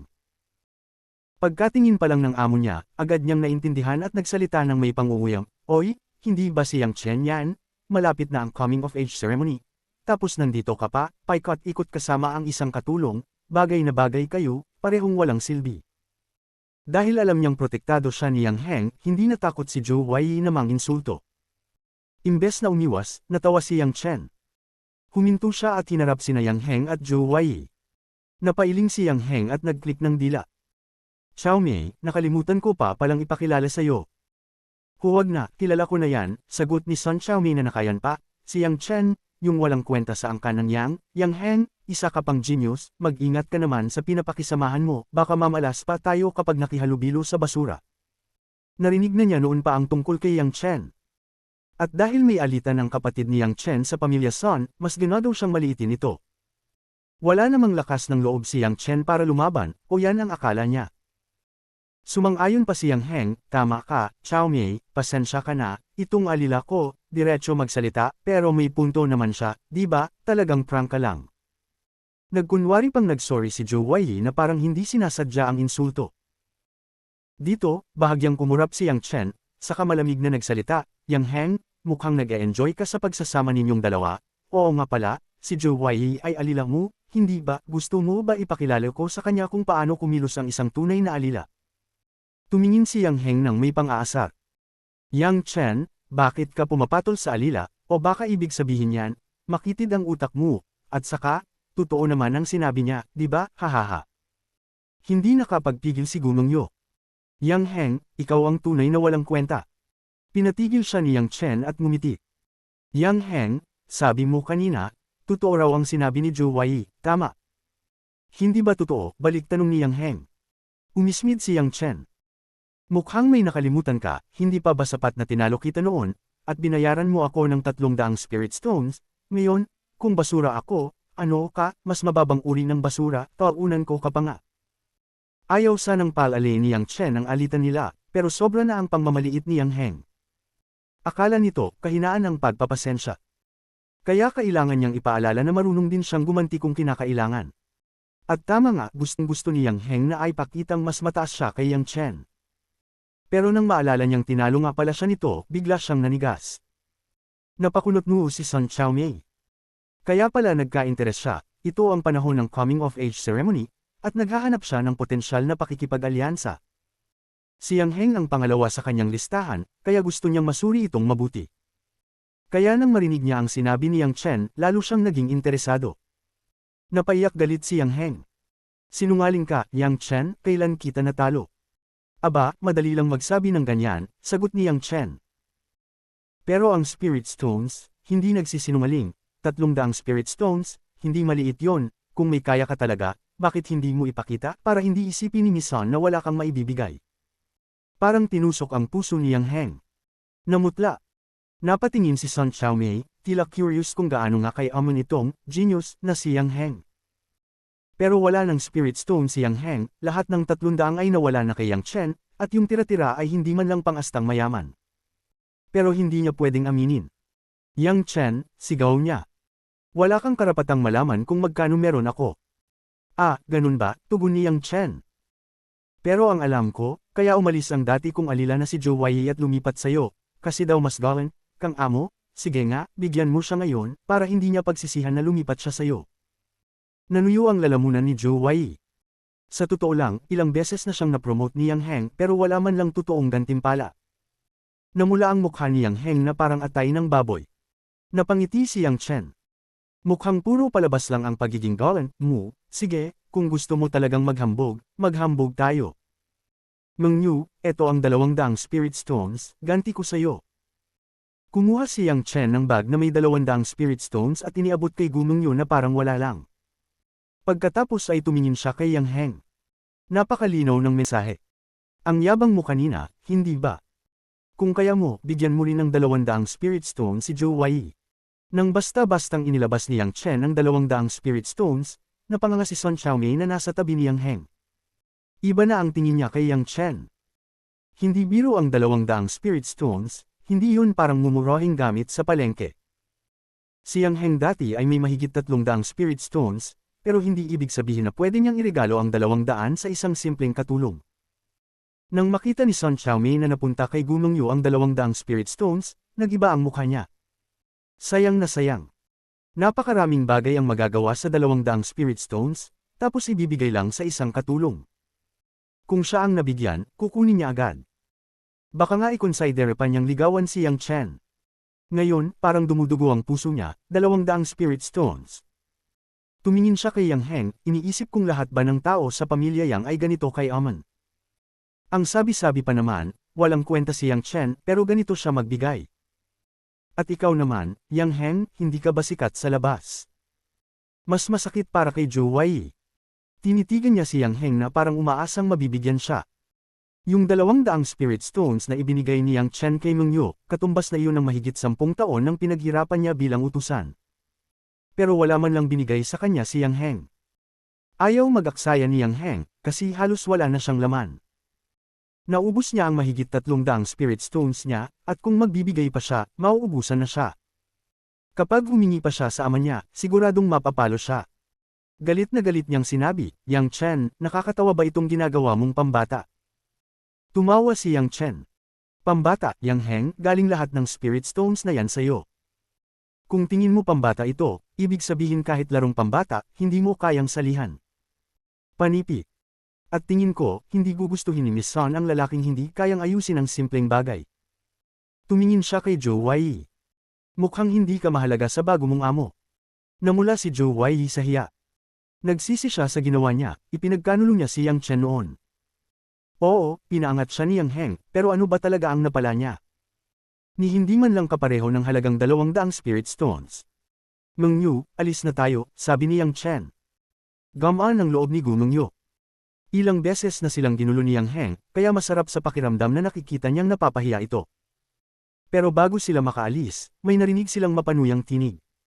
Yang Heng, natalo ka lang dahil nagpabe ka, walang big deal dyan, sa coming of age ceremony, kapag umangat ka, mababawi mo ang lahat, ang 200 spirit stones, bibigyan ka ng clan kapag nagtagumpay ka, siya, ang inutil na yan na hindi marunong mag-cultivate.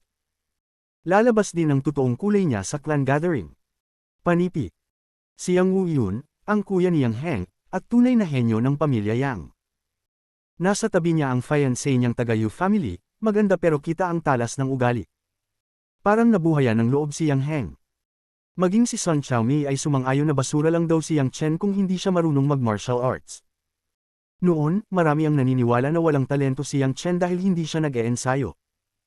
Sumigaw si Gu Meng Yu, hindi niyo pwedeng insultuhan ang young master namin, isa siyang henyo.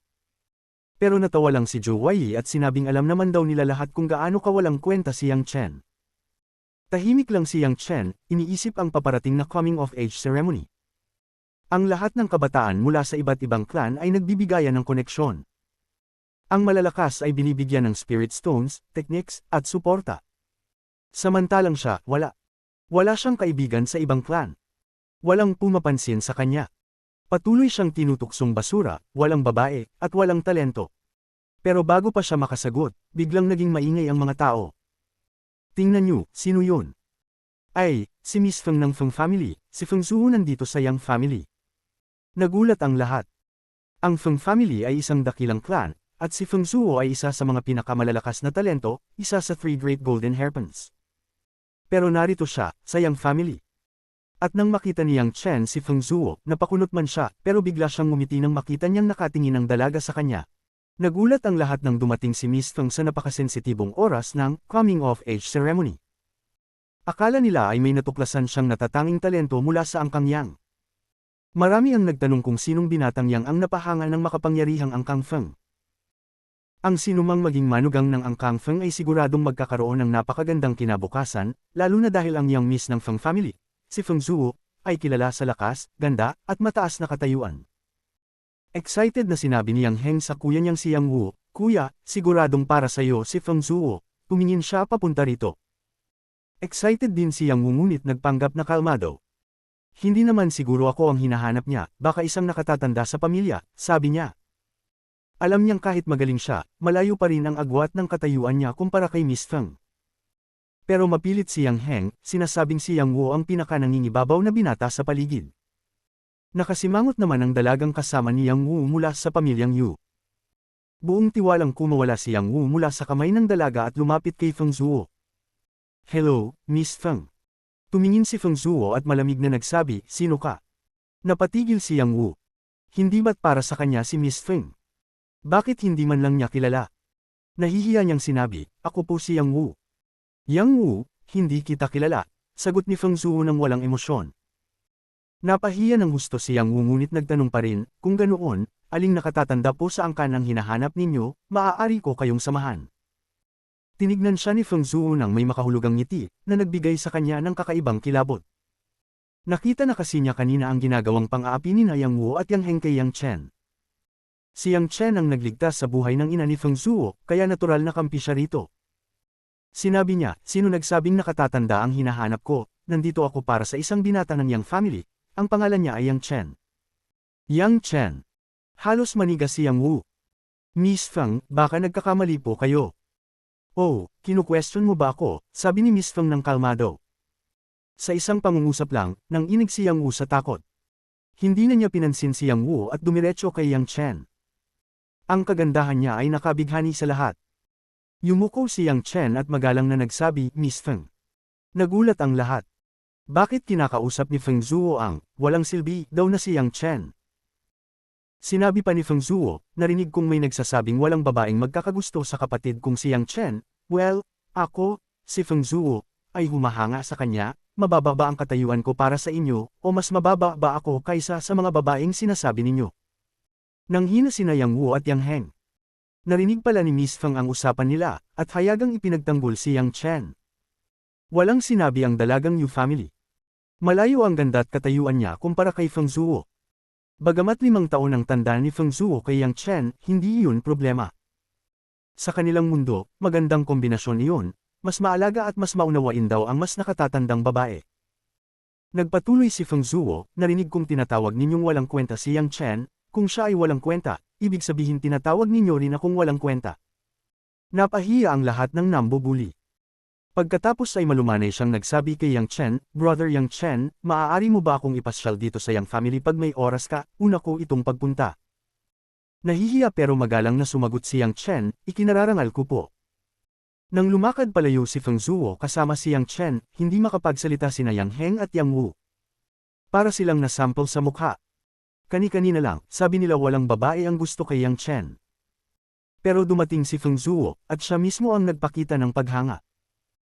Nagreklamo si Yang Heng, ngunit malamig na sabi ni Yang Wu, "Huwag kang matakot, basura pa rin siya." Sa ceremony malalaman ng lahat na hindi siya makakapag-cultivate. Hindi papayag ang Feng family na mapang-asawa ni Feng Zhuo ang isang taong walang kakayahang mag-cultivate. Saan man magpunta si Feng Zhuo, siya ang laging pinakakapansin-pansin. Karapat-dapat lang nakabilang siya sa 3 dakilang gininto ang hairpin ng Great Wild 100 Clans, wala siyang kapantay sa ganda at ugali. "Yang Chen, parang malaki ang tinalo ng martial arts mo tanong niya habang magkasabay silang naglalakad. Hindi man niya malaman ang eksaktong antas ni Yang Chen, ramdam niyang lumakas ito. Malayo ito sa sinasabi ni Yang Wu at Yang Heng na wala raw siyang talento. "Oo, Miss Feng, magaling talaga ang mata mo," sagot ni Yang Chen na nakangiti. "Kamusta nga pala ang lagay ng iyong ina?" Masayang sagot ni Feng Zhuo, "Dahil sa paraan mo, kahit mahirap hanapin ang mga herbs, na kumpleto rin namin, at sa race 8 mo, malaki ang ginhawa ng nanay ko, kaya ako pumunta ngayon, para personal na magpasalamat." "Mapalad ang ina mo, maliit na payo lang ang binigay ko," sagot ni Yang Chen ng banayad. Inaasahan na niya ang resultang ito. Kung hindi niya maaayos ang ganoong karamdaman, masasayang lang ang mga taon niya sa Dan Medicine. Lalo tuloy humanga si Feng Zhuo sa kanya, mapagkumbaba at marunong makitungo, taliwas sa ibang batang may talento na puro pagyayabang. Hindi niya namalayan, nagkakaroon na siya ng magandang tingin kay Yang Chen. May kakaiba itong aura, kahinahunan na hindi niya nakikita kahit sa ama niya. Mas mababa ka pa rin, kung wala ka, hindi gagaling ang nanay ko, malaki ang utang na loob ko, giit niya. Sa totoo lang, gusto rin sanang makatanggap ng pabor si Yang Chen, pero nang makita ang tunay na pag-aalala ni Feng Zhuo, nagbago ang isip niya. Sapat na ang sinseridad mo, basta tandaan mo ang pabor na to, baka kailanganin ko sa hinaharap. Panipi. Ha, dapat tuparin mo yan. Simula ngayon, kapatid kita. Kung may mga api sa'yo, tawagin mo lang ako. Ako ang bahala, mariing sabi ni Feng Zhuo. Talagang gusto niyang maging kapatid, si Yang Chen. Sinabi na rin kasi ng ama niya na malamang Dan medicine practitioner ito, isang napakabihirang talento. Mas madalas pang lumilitaw ang Spirit Martial Realm Masters kaysa Dan Doctors. Kaya mahalagang makipag-ugnayan sa kanya. Kaya, tatawagin mo ba akong ate, bulong niya. Medyo napahiya si Yang Chen. Miss Feng, nandito na tayo sa may entrada. Napabuntong hininga na lang si Feng Zhuo at umiikot ang mata. Fine, bisitahin mo na lang ang Feng family kapag may oras ka, hinahanap-hanap ka ng nanay ko. Kung ayaw pa niyang tawaging ate, ibang paraan na lang, ipaampun niya ito sa nanay niya bilang anak sa puso. Ganun pa rin ang kalalabasan. Alis na ako, tandaan mo, kung may manggulo sa'yo, ako ang unang lalaban. Ngumiti lang si Yang Chen. Mukhang ayos lang yata na 2 sa 3 golden hairpins ang maging 8 niya, pero sa ngayon, mas mahalaga ang palakasin ang sarili. Young Master, dapat sinamahan mo si Miss Feng hanggang sa may labasan, sabi ni Gu Mengyu. Ngumiti lang si Yang Chen.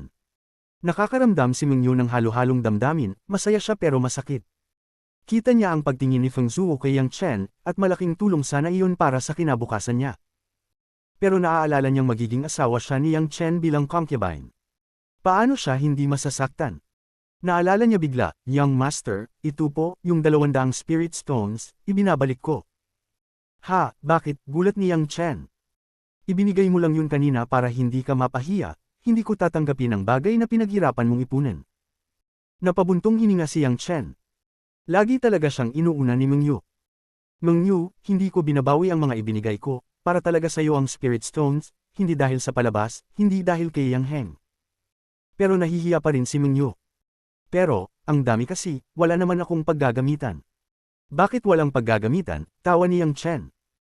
Gamitin mo sa pagbili ng magagandang damit, ayusin mo ang sarili mo, bilhan mo rin ang kapatid ko, ubusin mo kung kailangan, habang nandito ako, hinding-hindi ka mapapabayaan. Nanlaki ang mata ni Mengyu, na puno ng luha. Young Master, sobra ka namang mabuti sa akin. Hindi niya napigilan, umiyak siya ng malakas. Natawa na lang si Yang Chen. Bakit ka umiiyak kung sa tingin mo kulang pa, dadagdagan ko? Ay hindi, tama na, sobra na. Mabilis niyang sagot, takot na baka gumastos pa ito. At sa puso niya, nangako siya. Kahit ano pa ang mangyari sa hinaharap, hindi niya iiwan si Yang Chen. Kahit maging lingkod siya habang buhay, tapat siyang maglilingkod. At bibili rin siya ng magagandang damit para sa Young Master niya. Nang makita ni Yang Chen na pabago-bago ang emosyon ni Gu Mengyu, pinauwi niya muna ito. Siya na lang ang pumunta para kausapin si matandang Yang. Iba ang sitwasyon ngayon kaysa dati. Noong huling beses, bukas ang bakuran ni matandang Yang para sa lahat dahil may pampublikong pagtuturo siya. Pero sa normal na araw, bawal pumasok ang karaniwang miyembro ng pamilya Yang. Kaya nang dumating si Yang Chen, pinigilan siya ng isang alchemy disciple sa labas ng bakuran. Naalala ni Yang Chen ang batang ito. Inampun daw siya ni matandang Yang mula sa labas at dahil magaling siya sa alchemy, ginawa siyang katulong at tagabantay ng pinto. Siyempre, ang tingin niya kay Yang Chen ay isa sa mga walang kwenta. Mayabang ang disciple.